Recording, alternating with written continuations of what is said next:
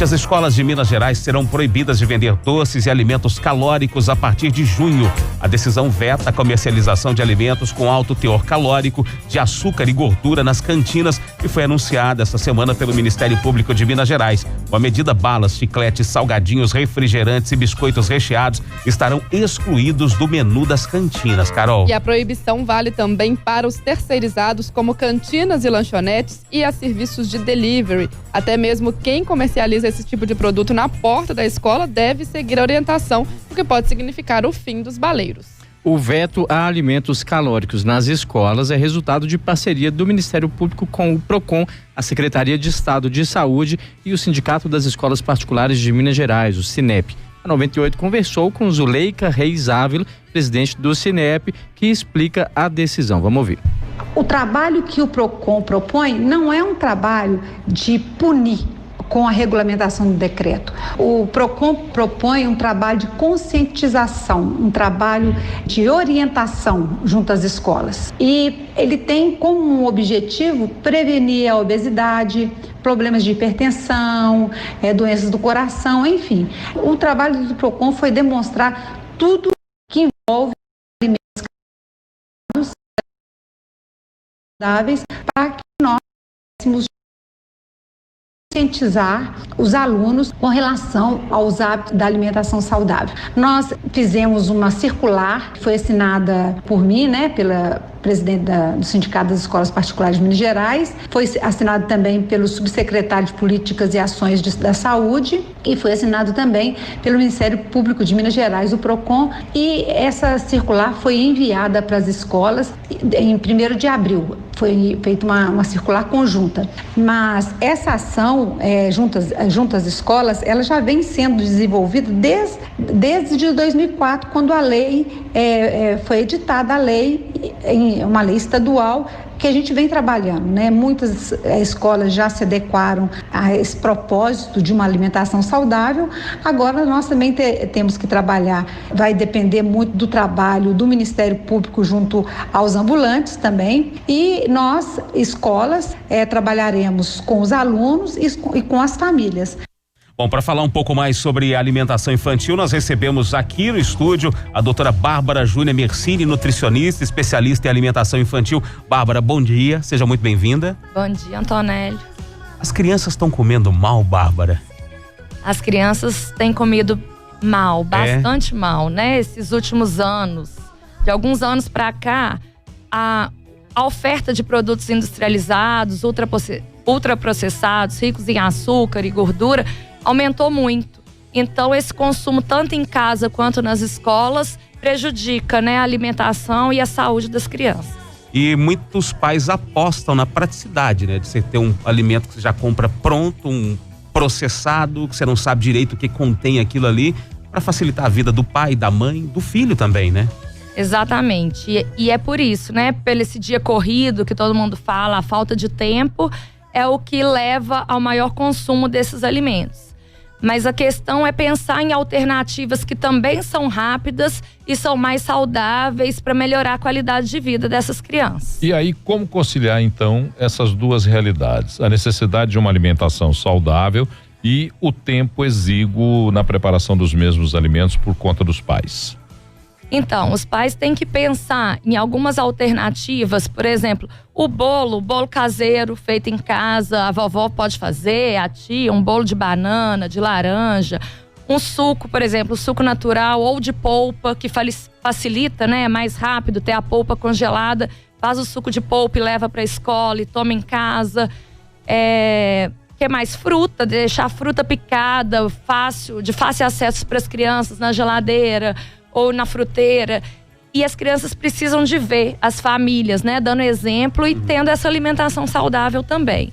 Porque senão fica muito difícil para elas entenderem que elas precisam comer dessa forma. Eu tava falando com a Bárbara mais cedo aqui do drama que eu vivo lá em casa. Minha filha come 3 coisas, arroz, feijão e carne. E aí tem aquela dificuldade com fruta, legume, verdura. Como é que faz, Bárbara? Pois é. Então de acordo com a idade, tem uma idade que as crianças passam por esse processo de serem mais seletivas. A partir de 2 anos, na fase pré-escolar, as crianças aumentam a seletividade delas. Então a gente tem que investir em atividades de educação nutricional mesmo, colocar as crianças na cozinha junto para fazer algumas receitas saudáveis, participando, investir em jogos de educação nutricional com elas. Na escola também, que tem esse trabalho, por exemplo, no Colégio Imaculada, né, que eu trabalho há muitos anos. A gente faz esse trabalho com as crianças desde pequenininha e a gente já tem o hábito de alimentação saudável lá. Então, é tranquilo, esse decreto que surgiu não muda em nada o que a gente já faz lá há muito tempo. Pois é, vocês já fazem isso lá na escola que você trabalha, e várias outras escolas já seguem essa tendência há um tempo, né? Isso. Lá, assim, há muitos anos a gente já segue essa tendência, só que já tenho 8 anos e meio. Então a gente já tem a cantina saudável que oferece alimentos salgados integrais e salgados comuns também, só que sem gordura hidrogenada.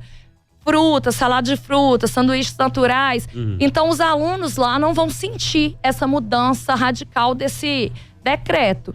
Mas muitas escolas que não seguem ainda, isso ser implantado de uma vez, eu acho que elas podem sentir. Agora, Bárbara, uma dúvida, né? Surge essa polêmica, deve proibir a escola ou não de comercializar o produto. Aí muita gente pensa, não, mas não é para comer todo dia, mas vez ou outra pode. O que seria a situação ideal para uma criança, por exemplo, né? É zero açúcar mesmo, zero fritura? Dá para ter essa realidade ali ou dá para liberar de vez em quando? Não, claro que dá para ter um equilíbrio, né? Porque as crianças são expostas a esses alimentos em festinhas, no final de semana, em algum momento descontraído e diferente. Porém, assim, até 2 anos, a Sociedade Brasileira de Pediatria recomenda o não consumo de açúcar para criança até 2 anos. A partir de 2 anos, com equilíbrio, pode ter o consumo. Mas como a escola é um espaço, né, de promoção da educação, da saúde, da alimentação saudável, então na escola realmente não deve ser oferecido. E em casa, as famílias têm que trabalhar em parceria com a escola, porque senão as crianças vão achar que a escola é ruim, né? Assim, tem em casa e não tem na escola. Mas tudo com equilíbrio não tem problema. Bárbara, você falou aí do suco natural, feito com polpa. O suco de caixinha, esse mais fácil aí que a gente compra no supermercado. Cara, e tá tão barato agora. É impressionante, cara. A gente que é pai, né? A gente fala, isso facilita a minha vida. Tem uma diferença muito grande entre consumir o suco de caixinha e o suco feito em casa, natural? Não, a diferença é enorme mesmo, porque o suco de caixinha, né, a maioria deles é rico em açúcar, alguns podem ter sódio, tem conservante, corante, né, muitos produtos químicos, aditivos que fazem mal para a saúde da criança. E fruta mesmo, de nutriente, fibras, vitaminas, quase não tem, a não ser os sucos integrais de caixinha, que agora estão crescendo, que aí é o suco que tem o açúcar só da fruta, 100% natural. Assim, 100% açúcar da fruta, então não tem problema. Esse comum é a tal da caloria vazia, né? Isso, exatamente. Que é muita caloria e pouco ou quase nenhum nutriente. Zero. Isso. Esse suco que você está falando que tem agora as novas adições de açúcar, já que a gente está falando dos sucos, outro dia eu estava vendo a composição de um suco, açúcar adicionado com maçã. É suco de maçã para poder diminuir o açúcar, né? Isso compensa mesmo? Diminui ali o teor de açúcar daquele suco? Algumas indústrias utilizam isso para tentar diminuir o teor de açúcar do alimento, mas o ideal é 100% a fruta que o suco oferece, porque senão também ilude um pouco o cliente. Se é o suco de uva integral, tem que ser 100% uva dentro da embalagem, né? Esse é o ideal. E aí o açúcar da uva, a frutose da uva mesmo. Bárbara, e o iogurte? O iogurte, a gente tem muitas marcas e muitas opções, né, de iogurtes. Então, assim, o mais adequado, o mais saudável é o iogurte natural. Porque aí não tem corante, não tem muitos conservantes. Tem o benefício das bactérias boas dentro do iogurte, né, que fermentaram ali e fazem bem. Agora tem tanta opção de iogurte com muito corante, com muito açúcar. Então esses a gente tem que ficar atento, que não são todos que são adequados. O problema do iogurte natural é que ele tem um sabor mais ácido, né? Eu custei acostumar, queria tomar esses 2 ingredientes só, que eles falam que é o ideal, né? E aí eu descobri, bater com banana, fica mais docinho, coloca um grão. Pedacinho, isso, pedacinho de manga picadinho, que é uma fruta doce. A fruta que você tiver madurinha em casa, pica e coloca junto com o iogurte, e aí ele fica saboroso, mais saudável. Mel vale? Mel vale também. Ajuda a adoçar de uma forma mais saudável, só não pode exagerar em nada. O exagero é o que conta, né? Se a gente tiver equilíbrio, e o paladar da criança aceitar aquela quantidade pequena, já é ótimo. Lá em casa a gente faz coalhada com mamão. É mesmo? Fica muito bom. Eu não gosto de vitamina de mamão, acho meio insosso, mas a coalhada batida com mamão fica um iogurte sensacional. E registrando mais uma vez, o João fez essa revelação ontem, durante o Sem Comanda com o Nenel. A filha dele adora quiabo, João Basílio. É, quiabo. Vai na merendeira dela a partir de manhã. Olha aí, tá vendo, Alice? Adorei. A gente está vendo, por exemplo, você falou que você trabalha numa escola, que há 8 anos você desenvolve o trabalho, mas nós sabemos que boa parte das escolas tem até como atividade econômica a cantina. A cantina faz parte do complemento econômico daquela escola. Isso. Como é que faz para adaptar? Porque eu fico imaginando, você mudar o hábito alimentar de alguém que em casa tem a oferta de produtos que a escola não vai oferecer mais por uma determinação legal. Então, essa adaptação é feita com um trabalho mesmo de educação nutricional. Então, assim, é importante os professores entrarem juntos, ajudando a conscientizar os alunos, as crianças, a coordenação pedagógica. Se tiver nutricionista na escola, que aí também é uma porta, né, de abertura para entrar os nutricionistas mais dentro da escola, fazendo esse trabalho igual eu desenvolvo. Porque dessa forma as crianças gostam muito das atividades. Quando elas participam, quando elas estão lá fazendo horta escolar, estão cozinhando alguma coisa, e elas em grupo, elas respondem muito melhor. Então, quando a gente cozinha, faz uma receita de um bolo de abobrinha, por exemplo, é uma coisa que no primeiro momento parece que as crianças não vão gostar, mas quando elas preparam, picam, ajudam e depois sente o cheirinho ali do refeitório, eles agradam, eles querem experimentar, eles têm curiosidade. Eu acho que esse trabalho de educação mesmo é o mais importante para conscientizar as crianças. E é interessante, só para completar aqui, porque eu passei por uma experiência dessa. O Rafa, durante um tempo, está com 22 anos. Hoje eu vou contar a história de criança dele. Se ele ouvir, ele briga comigo. Durante algum tempo, ele tem aquela fase de não querer comer as coisas. E eu gosto de cozinhar, comecei a chamá-lo para cozinha. E aí, me ficou transparente isso, de que ele tinha a responsabilidade pelo que ele cozinhou, então ele tinha que comer. Isso. E ficou legal essa história. Porque, isso eu cozinhei, eu tenho que comer. E aí ele passou a comer muito melhor e mais coisas. É legal essa história. Exatamente. Agora acontece, a gente estava discutindo isso ontem, né, Paula? Acontece um movimento contrário também da criança, por exemplo, nessa experiência que você já tem na escola, a criança educar os pais em casa, ela chegar, por exemplo, falar, não, tem que comer isso, porque a gente sabe que muitas vezes o pai quer que a criança coma fruta, o legume, mas o pai e a mãe mesmo não gostam, né? Então não dão um exemplo. Sem o exemplo, é quase impossível da criança se adaptar e se alimentar bem. Então o exemplo é o principal mesmo, assim. Mais do que o incentivo é o exemplo, né? Porque incentivar, estimular, e se a criança não vê, não acontece. Então, na casa de João Basílio fica fácil comer piqui, né? Piqui. Né? Melhor alimento. Melhor alimento. Vamos dar uma pausa nessa prosa aqui, porque a gente vai fazer contato com o Leandro Nassif. O papo agora é vestibular e pré-vestibular. Nassif que tá lá no QI pré-vestibular. Nassif, fala comigo, bom dia. Mais uma vez, um ótimo dia, meus amigos do Central 98. Eu tô aqui hoje no QI pré-vestibular com o professor Rafael, isso aí. Professor de qual matéria? Professor de Física. Professor de Física, é só matéria pesada que eu escolho os professores. Estamos aqui falando do vestibular do IBMEC. As inscrições vão até dia 20 de maio. A primeira etapa dia 26, com uma segunda etapa socioemocional super bacana aí no dia 30. Vários cursos para você aproveitar essa oportunidade de já se ingressar aí no mercado de trabalho. Professor, quais são as dicas aí do pré-vestibular QI para esses alunos aí que estão em cima da hora já de fazer o vestibular? Então, as dicas são as que a gente sempre dá, se focar nos vestibulares anteriores, fazer as questões, ver o que foi mais cobrado, aquilo que caiu nas antigas provas e ver aquilo que você ainda está falhando, porque apesar de às vezes o tempo ser curto, ainda dá para fazer aquela revisão e mandar bem. Então, apesar do tempo ser curto, ainda dá tempo de você fazer a sua inscrição. O vestibular é dia 26, as inscrições terminam dia 20 de maio. Vem cá pra você ver. Vamos lá, professor, vamos entrar pro meio da bagunça. Paloma tá lá dentro, loucona. Ô, Paloma, tem alguém com você? Tem alguém aqui com a gente? Tá aí, Nassif, Paloma, direto do QI pré-vestibulares, falando sobre o IBMEC, meu amigo. Fica ligado. E a gente aqui no estúdio falando sobre alimentação saudável. Eu descobri agora que para o João Basílio, a Carol não é uma pessoa confiável. Por quê? Porque ela acabou de dizer que não gosta de pequi, João Basílio. Ah, tá vendo? Nem de camarão e nem de bacalhau. Não, pelo amor de Deus. Você gosta de bacon, Carol?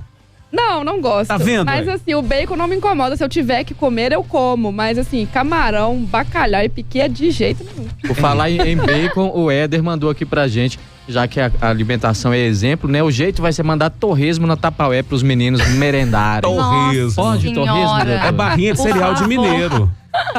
Low carb. Aqui, já que você tá falando de torresmo, dessas comidas suas de bacon, comida de boteco, saideira, sábado lá no BH Shopping. É verdade. Final, o Boteco 98 vai ser apresentado direto lá, João Basílio. E sabe o que tem hoje? O que tem hoje? Presente. Tem ingressos, um par de ingressos pra saideira do Comida de Boteco. Aqui o Central vai te dar. E sabe qual que é o jeito de você ganhar? Mande uma foto de você ou você com seus amigos num boteco. Não precisa ser feita agora, não precisa correr pro boteco. É quinta-feira, 11 da manhã. Calma aí, né, velho? Mas pode ser uma foto de qualquer momento, você no boteco, a primeira foto que chegar vai faturar esse par aí pro Comida de Boteco, a saideira no sábado. Pois é, sabadão então, ó, várias atrações, presença de botecos participantes vendendo os petiscos a R$10, meu amigo, são 52 botecos, shows, com a velha guarda da Mangueira e muito mais. Imperdível sabadão e o Boteco 98 ao vivo de lá, Paulo Leite. Você me deixou mais tranquilo com a sua fala anterior. Por quê? Você disse que torresmo é barra de cereal de barrinha mineiro. De cereal de mineiro. Então eu tô comendo barra de cereal há muito tempo. Muito tempo. Oh, só lembrando, Deus. gente, ó, a saideira vai ser lá no BH Shopping, sábado, a partir do meio-dia, de meio-dia às 11 da noite, lá no BH Shopping, a saideira do Comida de Boteco. Fala, João. O Gilson Amaral, do bairro Camargos, mandou a opinião dele aqui sobre essa questão da alimentação nas escolas. Na opinião dele, essa proibição de alimentos em escolas é reflexo da educação familiar falida. E aí o Estado tem que agir como babá do cidadão. Lamentável, terceiro mundo, é a opinião do Gilson. Bom, eu observo da seguinte forma, várias escolas já adotam esse cuidado com a alimentação há muito tempo, já é quase que um padrão para as escolas, pelo menos as que eu conheço na rede particular. Isso vai impactar mais o entorno da escola, né, Bárbara? Porque tem muito estabelecimento ali que as crianças saem no intervalo ou na chegada para a aula e compram um doce, compram um biscoito, um refrigerante, né?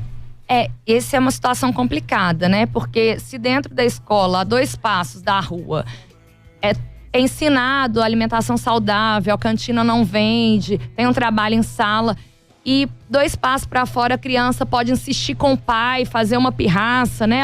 Algo desse tipo e conseguir um alimento que não é adequado, fica complicado o trabalho da escola nesse sentido. Mas eu não sei também como que vai ser, como que a escola pode agir nesse sentido. Eu não sei como que vai ser, se é o governo que vai agir, porque é a Anvisa que vai fiscalizar as cantinas e fiscalizar dentro da escola. E não sei, na porta também. Além, né? Eu prevejo um aumento do número de ambulantes na porta das escolas. Vai ter gente faturando em cima dessa proibição. E acho que vão ter que botar detector de pirulito na entrada da escola. Apita, se tiver. Não, ou então, como disse ontem o nosso... Etilômetro vai ter o pirulitômetro, né? Exato. Disse o nosso amigo Leandro Nassif que agora vai ter tráfico de pirulito, de bala, né? Peraí, vem cá que eu tenho aqui um pirulitinho. Um suspiro. Eu vejo muita gente hoje em dia com essa questão do fitness, do cuidado com a alimentação, se organizando. No final de semana já faz as marmitas todas ali pra semana inteira. Dá pra ser assim também com a alimentação do filho, Bárbara? Dá pra ser assim. A organização é o que manda pra um planejamento. Uma organização adequada, por exemplo, num domingo, que é um dia que o pai tem mais tempo, né? Fazer um cardápio do lanche dos 5 dias da escola, que vai mandar pra criança. Já comprar aqueles itens, deixar pré-preparado. Facilita muito na hora, no dia corrida, acordou cedo, tem que mandar o lanche, já tá ali. Já sabe o que vai colocar, olha o seu cardápiozinho e manda aquele lanche que já tem em casa. E é impressionante o poder, né, que as crianças têm para disseminar essas ideias, né? Traz isso de fora para dentro de casa e muda a vida da família inteira, né? Daqui a pouco tá todo mundo ali nessa vibe também de selecionar o que vai comer. O Wallace do bairro Santa Rosa tá contando aqui que a filha dele de 7 anos mudou toda a alimentação da casa e ela leva lanches incomuns para a idade dela. Ela tem 7 anos. Olha o que ela leva para a escola: angu, ovo de codorna, pamonha, panqueca e beiju. Olha que bacana, tá vendo?